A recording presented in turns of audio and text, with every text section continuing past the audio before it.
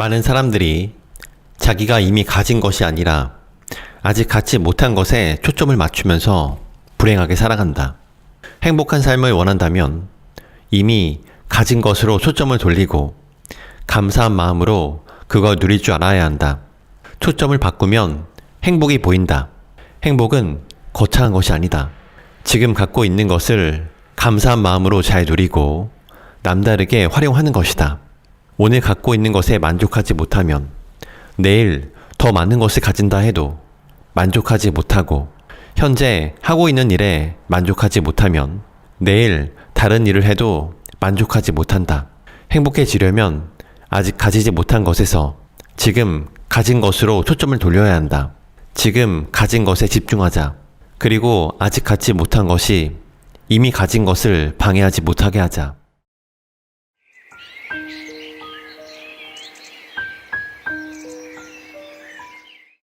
안녕하세요. 책바라기입니다. 오늘 소개할 책은 생각의 각도입니다. 그럼 낭독을 시작하도록 하겠습니다. 소유보다 누리기.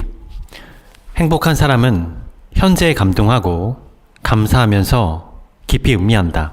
그리고 그런 자신의 모습을 좋아하면서 주어진 것을 제대로 누릴 줄 안다. 행복의 깊이는 소유의 크기가 아니라 향유하는 정도에 의해 결정된다. 같은 음식도 정신없이 허겁지겁 먹는 사람이 있는가 하면 천천히 음식 고유의 맛을 음미하며 식사 시간을 느긋하게 즐기는 사람이 있다. 산길을 가면서 무심코 지나치는 사람이 있고, 길가의 꽃과 풀을 유심히 관찰하며 자연의 경이로움을 만끽하는 사람도 있다. 주어진 것에 감사하고 깊이 음미하고 누림으로써 행복감을 높이고 행복한 상태가 오래 지속되게 만드는 의도적인 노력을 심리학에서는 향유하기 또는 음미하기라고 한다. 향유하기는 저절로 느껴지는 것이 아니라 의도적으로 선택하고 공부하고 연습해야 하는 삶의 기술이다. 삶을 향유할 줄 아는 사람들은 다음과 같은 4가지 특성이 있다. 첫째, 감사하기. 긍정적 경험을 제공해준 세상과 사람에게 깊이 감사할 줄 안다. 둘째, 감탄하기. 평범한 일상도 새롭고 놀라운 것으로 여기며 감동하고 감탄할 줄 안다. 셋째, 자축하기.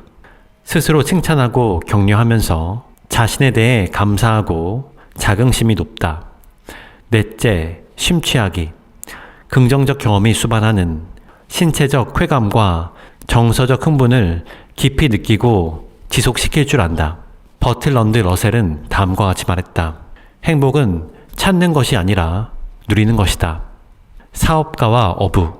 팀 페리스 나는 4시간만 일한다 중에서 부유한 사업가가 부둣가에서 한 어부를 만났다. 어부의 배에는 물고기 몇 마리가 있었다. 사업가가 어부에게 물었다.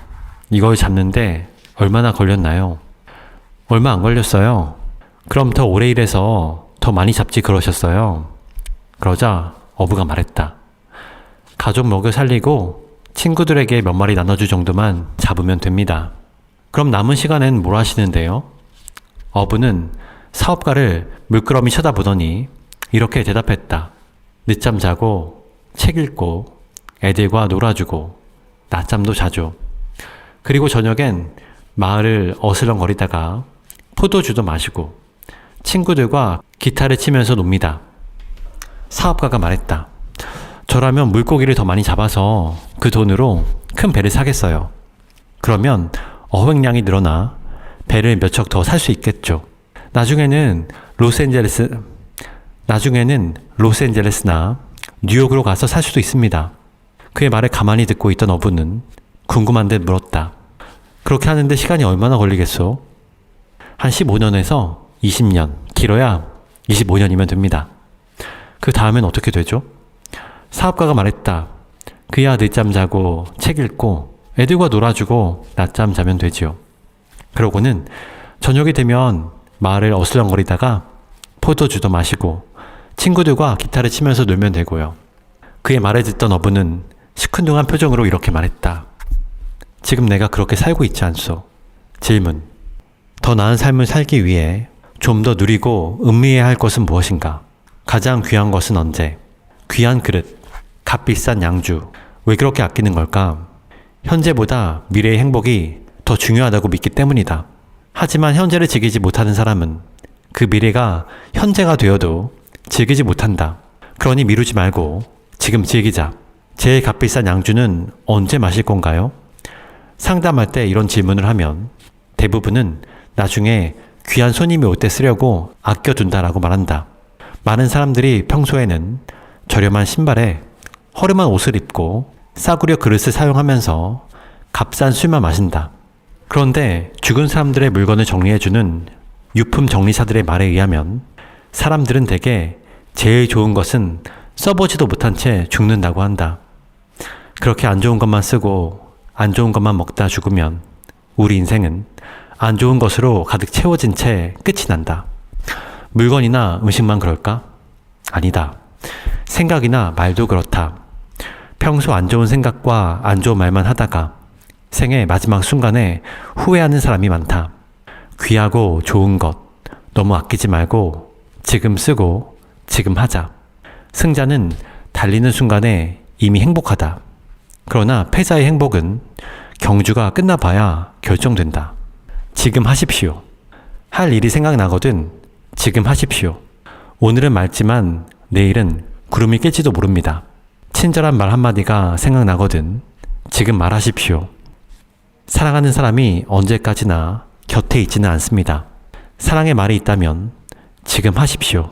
사랑하는 사람이 당신 곁을 떠날 수 있습니다. 미소를 지으려면 지금 웃어주십시오. 당신이 주저하는 사이에 친구들이 떠날 수 있습니다. 불러야 할 노래가 있다면 지금 부르십시오. 노래 부르기엔 이미 늦을 수도 있습니다. 질문. 미루지 말고 나를 위해 오늘 해야 할 일 한 가지를 찾아본다면 그것은 무엇일까? 잠들기 전 5분, 잠 깬 후 5분. 잠에서 깬 5분이 그날 하루를 결정하고 잠들기 5분이 다음날 아침을 결정한다. 하루를 감동하면서 시작하고 감사하면서 마무리하자. 잠들기 전 5분과 잠에서 깬 5분이 인생을 바꾼다. 아, 일어나기 싫어. 또 지겨운 하루가 시작되는구나. 하루를 감동하면서 시작하고 감사하면서 마무리하자. 벤저민 플랭클린은 다음과 같이 말했다. 매일 아침에 일어나면 내가 할 수 있는 것이 뭘까? 라고 생각했다.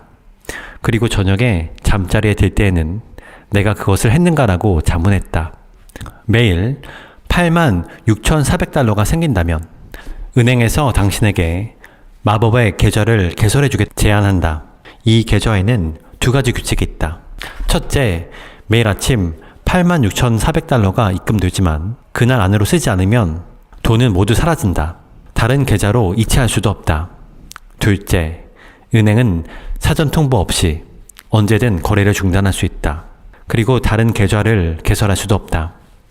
만약 이런 선물이 당신에게 주어진다면 당신은 어떻게 하겠는가? 사실 우리는 모두 이 마법의 은행을 가지고 있다. 매일매일 입금되는 돈은 시간이다.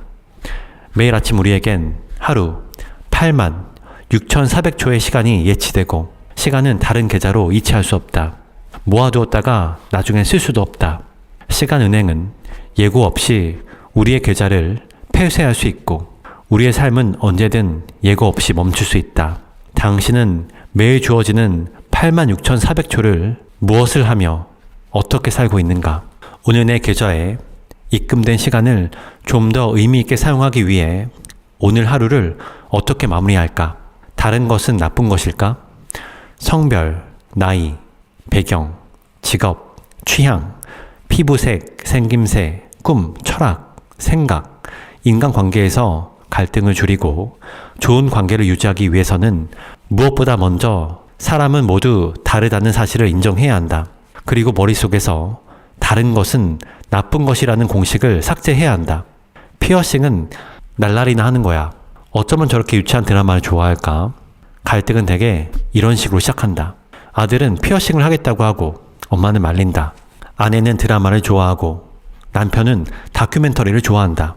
아들과 엄마, 어느 쪽도 틀린 것이 아니다.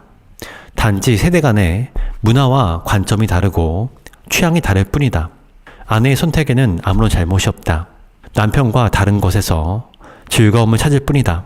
갈등은 차이를 나쁜 것이나 틀린 것으로 보는 데서 시작된다. 전 세계 인구 중 똑같은 사람은 단 한 명도 없다. 생김새가 다르듯 생각도 모두 다르다. 사람은 모두 다르다는 사실을 받아들이지 못하면 바로 그때부터 관계에 금이 가기 시작한다. 다른 것을 나쁜 것으로 비난하는 것은 돼지가 코끼리에게 너는 왜 그렇게 쓸데없이 코가 기냐고 비난하는 것과 같다. 다름을 인정하고 차이를 비난하지 않는 것, 있는 그대로 인정하면서 그가 원하는 것을 입게 해주고 원하는 대로 살게 해주는 것이 진정한 이해이고 사랑이다. 릴케가 말했듯이 가장 가까운 사람들 사이에도 무수한 차이가 존재함을 깨닫게 되면 삶이 훨씬 더 즐거워진다. 이기주의란 내가 원하는 대로 사는 것이 아니라 사람들에게 내가 원하는 방식을 살라고 요구하는 것이다. 사람들에게 플러스 카드를 보여주면 수학자는 덧셈이라고 하고 산부인과 의사는 배꼽이라고 말할 수 있습니다. 그리고 목사님이나 신부님은 십자가라고 할 것이고 교통경찰은 사거리라고 할 것입니다. 왜 그런 걸까요? 사람은 누구나 다 자기 관점에서 바라보기 때문입니다. 한마디로 그들이 말하는 것은 틀린 것이 아니고 다른 것일 뿐입니다. 그래서 사람은 서로 비판의 대상으로 보는 것이 아니라 이해의 대상으로 봐야 합니다. 다른 것을 나쁜 것으로 생각해서 문제가 되었던 경험 한 가지를 찾아본다면 초점 바꾸기의 힘. 많은 사람들이 자기가 이미 가진 것이 아니라 아직 갖지 못한 것에 초점을 맞추면서 불행하게 살아간다. 행복한 삶을 원한다면 이미 가진 것으로 초점을 돌리고 감사한 마음으로 그걸 누릴 줄 알아야 한다. 초점을 바꾸면 행복이 보인다. 행복은 거창한 것이 아니다.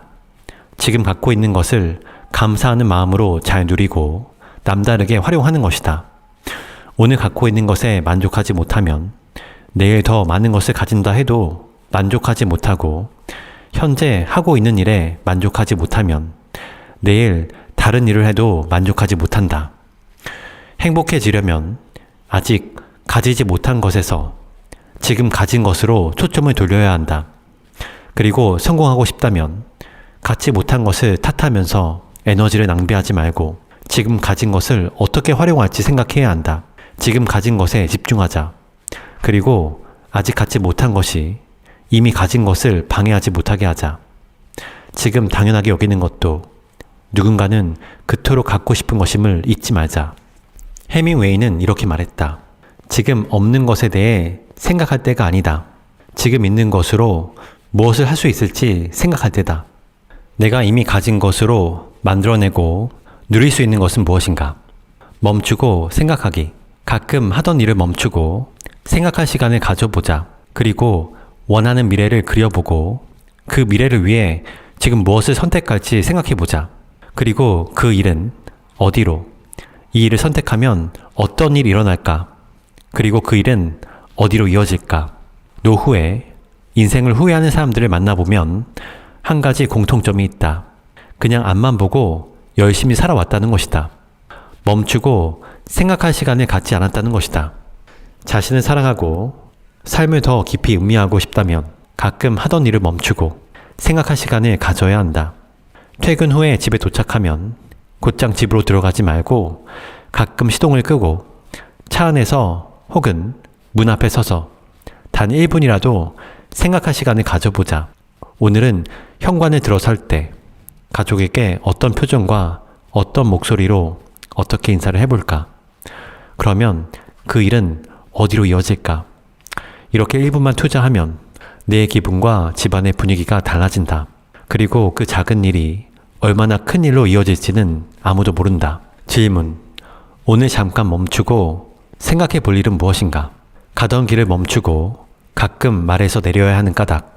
인디언들은 말을 타고 달리다가 이따금씩 멈추고 말에서 내려 자기가 달려왔던 쪽을 한참 되돌아본다. 그러다가 다시 말을 타고 달린다.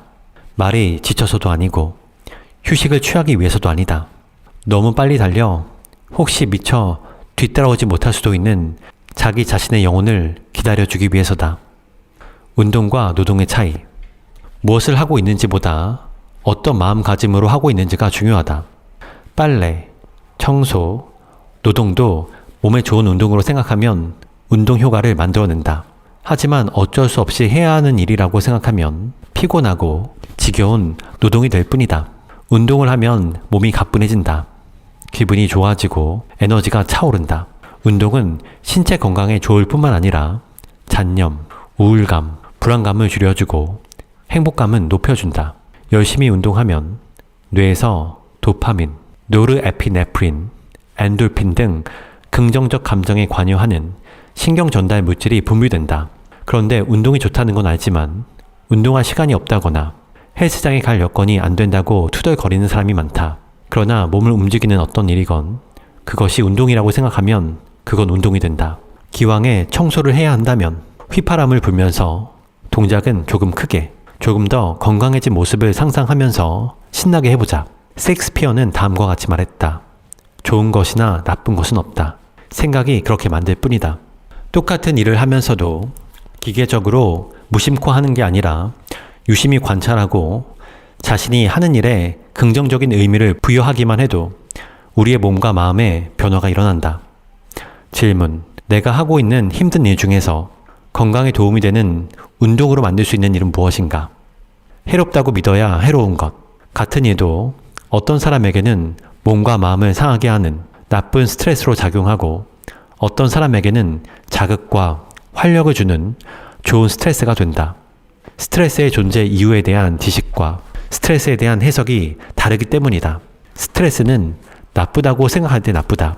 가벼운 우울증에서부터 치명적인 암에 이르기까지 스트레스는 만병의 근원으로 알려져 있다. 실제로 많은 의사들이 병의 원인을 제대로 찾아내지 못하면 그 원인이 스트레스 때문이라고 말하면서 환자들에게 스트레스를 받지 않게 주의하라고 조언한다. 그런데 정말일까?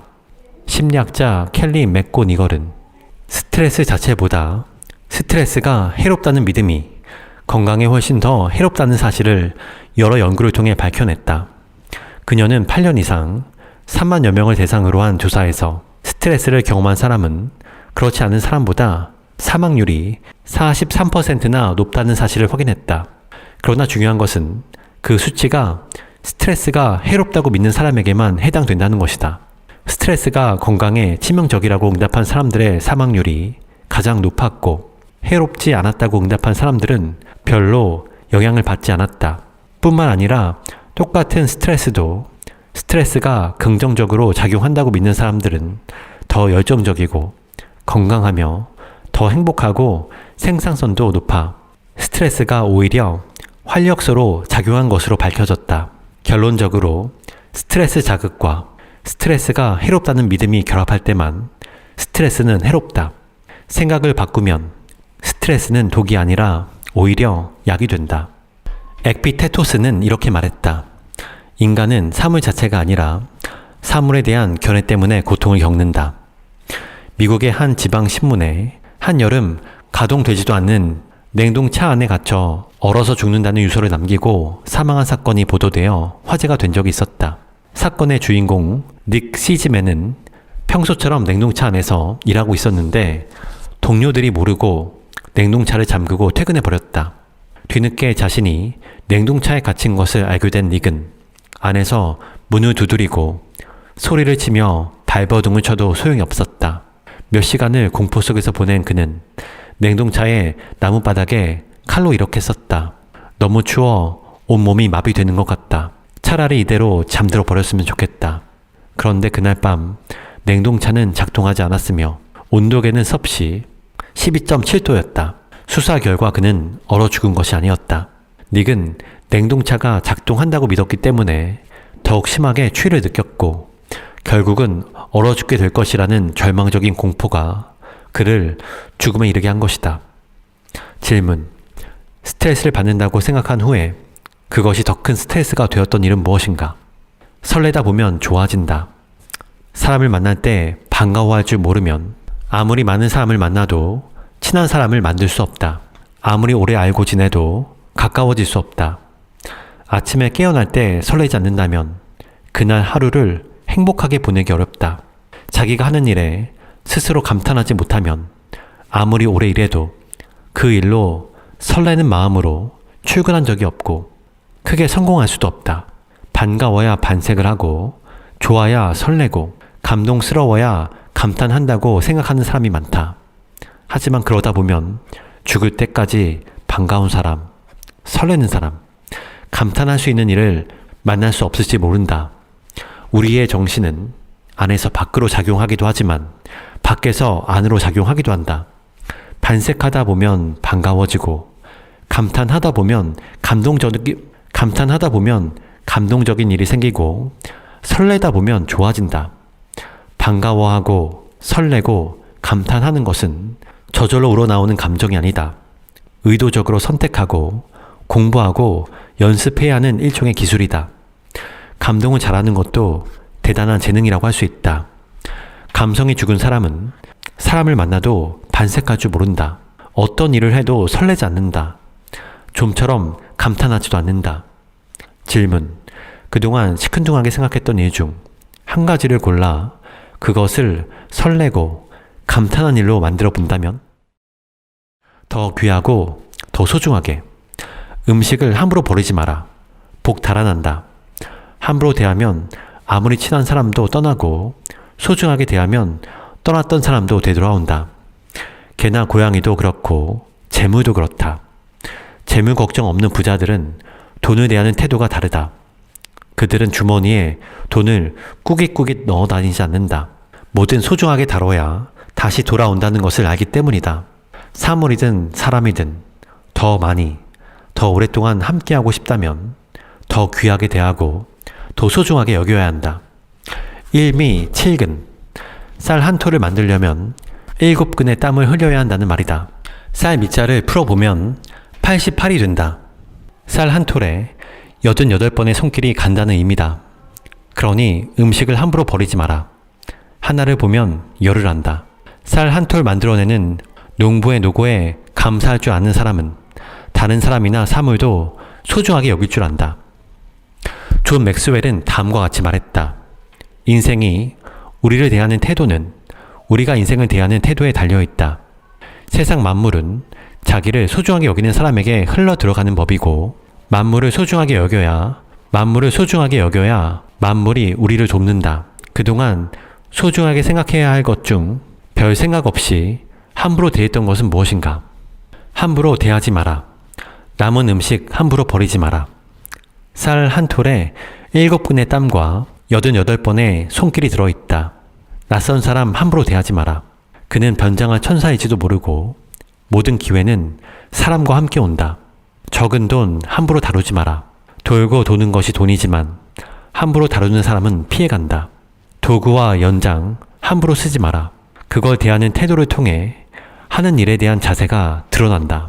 세상에 하찮은 일은 없다. 자기가 할 일은 더 고상한 일인데 하찮은 일만 하고 있다며 투덜거리는 사람들이 있다. 하지만 세상에 하찮은 일은 없다. 다만 하찮게 보는 태도만 있을 뿐이다. 어디서 무슨 일을 하건 고상한 일을 하고 싶다면 반드시 충족시켜야 할 전제 조건이 있다. 고상하지 않다고 생각하는 일을 고상한 태도로 꾸준히 하는 것이다. 무슨 일을 하건 하찮게 여기지 않고 그 일에 의미를 부여하면 우리는 더 의미 있는 일을 하게 되고, 그렇게 되면 우리는 더 의미 있는 삶을 살게 된다. 자기가 하는 일을 하찮게 생각하는 사람은 절대로 큰 일을 할 수 없다. 일본의 한큐 철도 설립자 고바야시 이치조는 성공 비결에 대해 이렇게 말했다. 신발을 정리하는 일을 맡았다면 세상에서 신발 정리를 가장 잘 하는 사람이 되라. 그러면 세상은 당신을 신발 정리만 하는 심부름꾼으로 놔두지 않을 것이다. 재능과 소질보다 더 중요한 것이 태도다. 작고 하찮은 일과 크고 위대한 성취는 동전의 양면처럼 연결되어 있다. 우리의 삶은 어떤 일을 하느냐에 의해 결정되는 것이 아니다. 어떤 태도를 취하느냐에 따라 결정된다. 나의 가장 큰 임무는 별것 아닌 일들을 위대하고 고귀한 일처럼 해내는 것이다 라고 헬렌 켈러는 말했다. 일본에서 테레사 수녀 다음으로 유명한 와타나베 가즈코 수녀가 어린 시절 미국 수도원에서 수행할 때 일이었다. 그녀는 매일 접시를 정리하는 단조로운 일을 했다. 어느 날 접시를 닦는 수녀의 모습을 지켜보던 수도원장이 물었다. 지금 무슨 생각을 하면서 일하고 있나요? 그녀는 딱히 없는데요 라고 했다. 그러자 수도 원장이 저런 시간을 헛되이 보내고 있군요 라며 이렇게 말했다. 접시를 하나 정리할 때마다 그것을 사용한 사람을 위해 기도하면 어떨까요? 이 말에 큰 깨달음을 얻은 수녀는 그 뒤부터 이렇게 기도하며 접시를 닦았다. 이 접시를 사용하는 사람이 오늘도 건강하게 지낼 수 있게 해주소서. 이 사람에게 오늘도 좋은 일이 생기게 해주소서. 이 사람의 병이 나을 수 있게 해주소서. 그러자 마음속에 점점 더 큰 변화가 일기 시작했고 접시 닦는 일이 하찮은 일이 아니라 매우 가치 있는 일이라는 것을 깨닫게 되었다고 한다. 어떤 일을 하건 그 일에 의미를 부여하면 우리는 더 의미 있는 일을 하게 되고 그렇게 되면 우리는 지금보다 더 의미 있는 삶을 살 수 있다.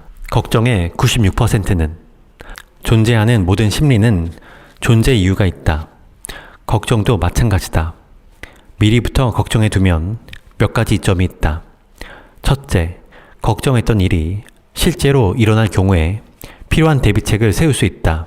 둘째, 걱정한 일이 실제로 일어났을 때 충격을 줄일 수 있다. 셋째, 걱정했던 일이 안 일어나면 대비 효과를 통해 그 기쁨이 2배가 될 수 있다. 하지만 대부분의 걱정은 쓸데없는 것이다. 걱정도 팔자다. 안 해도 될 걱정을 습관적으로 하는 사람을 두고 하는 말이다. 걱정의 40%는 절대로 현실에서 일어나지 않는다. 걱정의 30%는 이미 일어난 일에 대한 것이다. 걱정의 22%는 사소한 고민이다. 걱정의 4%는 우리 힘으로 어쩔 도리가 없는 일에 대한 것이다. 걱정의 4%는 우리가 바꿀 수 없는 일에 대한 것이다. 결론적으로 우리가 하는 걱정의 96%는 쓸데없다는 말이다. 다음 글귀는 티베트 속담이다. 티베트 속담에는 다음과 같은 글귀가 있다. 걱정을 해서 걱정이 없어진다면 걱정할 일이 없겠네. 지나치게 걱정하느라 시간과 에너지를 낭비하고 있다면 걱정의 긍정적 역할을 인정하되 성철 스님의 다음 말씀을 기억하자. 다들 너무 걱정하지 마라. 걱정할 거면 딱 2가지만 걱정해라. 지금 아픈가 안 아픈가. 안 아프면 걱정하지 말고 아프면 2가지만 걱정해라. 나을 병인가 안 나을 병인가. 나을 병이면 걱정하지 말고 안 나을 병이면 2가지만 걱정해라. 죽을 병인가 안 죽을 병인가. 안 죽을 병이면 걱정하지 말고 죽을 병이면 2가지만 걱정해라. 천국에 갈 것 같으면 걱정하지 말고 지옥에 갈 것 같으면 지옥 갈 사람이 무슨 걱정이냐. 질문. 내 소중한 시간과 에너지를 낭비하고 있는 부질없는 걱정은 무엇인가? 인생을 향유하는 사람들이 알고 실천하는 것 10가지. 1. 소유보다 주어진 것을 음미하고 누리는 것을 더 중시한다. 2. 감동하면서 하루를 시작하고 감사하는 마음으로 잠자리에 든다. 3. 가끔 삶의 유한성을 떠올리며 순간순간을 깊이 의미한다. 잘 아는 사람뿐만 아니라 낯선 사람과의 인연도 소중하게 여긴다. 5. 아직 갖지 못한 것보다 이미 갖고 있는 것에 초점을 맞춘다. 6. 바꿀 수 없는 것은 받아들이고 바꿀 수 있는 것에 매진한다. 7. 앞만 보고 달리지 않고 때로 멈춰 생각할 시간을 갖는다. 8. 모든 것은 지나가고 나면 모두 사소하다는 것을 안다. 어쩔 수 없는 일을 걱정하기보다 할 수 있는 일을 실천한다. 10. 돌이킬 수 없는 과거는 곱씹지 않고 흘려보낼 줄 안다. 더불어 살아가는 사람들이 알고 실천하는 10가지. 차이와 다양성을 인정하고 편견에 사로잡히지 않는다. 2. 가깝더라도 프라이버시를 지켜주고 적절한 거리를 유지한다. 3. 상대가 싫어하는 말과 행동을 자제할 줄 안다. 4. 잘난 체하지 않고 빈틈을 솔직하게 드러낸다. 5. 작은 호의라도 기쁜 마음으로 받아줄 줄 안다. 6. 상대방의 단점 속에서 장점을 찾아내려고 애쓴다. 7. 좋은 마음을 속으로만 생각하지 않고 적절히 표현한다. 8. 관계 회복을 위해 먼저 손 내미는 걸 두려워하지 않는다. 9. 원인 제공 여부를 따지지 않고 잘못한 것에 대해 사과할 줄 안다. 10. 해야 할 일을 다 하고 나서 작은 것을 추가해 감동을 준다. 자신을 사랑하는 사람들이 알고 실천하는 것 10가지. 1. 자신을 사랑해야 다른 사람도 사랑할 수 있음을 안다. 2. 완벽을 추구하기보다 자기가 하는 일과 과정을 즐긴다. 3. 현재를 즐기면서 자기 자신을 위해 투자할 줄 안다. 4. 가끔은 제3자의 입장에서 자기 자신을 객관화해 바라본다. 행복 바이러스를 전염시켜 함께하는 사람도 행복하게 만든다. 6. 갖지 못한 것이 아니라 갖고 있는 것에 초점을 맞춘다. 7. 자기 자신과 주고받는 내면의 대화가 긍정적이다. 8. 남을 미워하면 자신의 마음이 미워진다는 것을 안다. 9. 부당하거나 무리한 요청을 받으면 지혜롭게 거절할 줄 안다. 10. 아무리 바빠도 건강을 돌보고 휴식을 취할 시간을 낸다.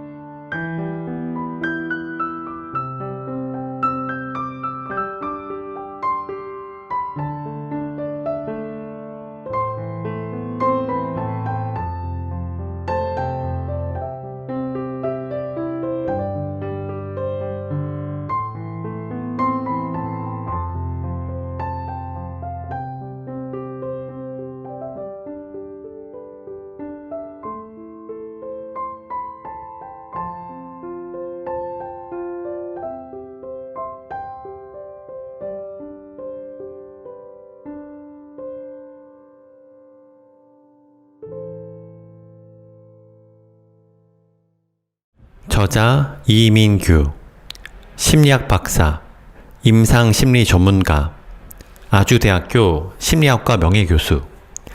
성공적이고 행복한 삶을 위해서는 1%만 바꾸면 된다는 삶의 철학을 널리 퍼뜨려 독자들에게 1% 행동심리학자로 알려져 있다. 단국대학교 특수교육학과를 졸업하고 서울대학교 대학원 심리학과에서 임상심리학으로 석사와 박사 학위를 취득했다. 공군에서 장병 선발과 심리검사를 담당하는 장교로 복무했고 서울대학교 학생생활연구소에서 카운슬러로 일했다. 조선대학교 의과대학 정신과 교수를 거쳐 아주대학교 부설 아주심리상담센터에서 소장을 역임했다.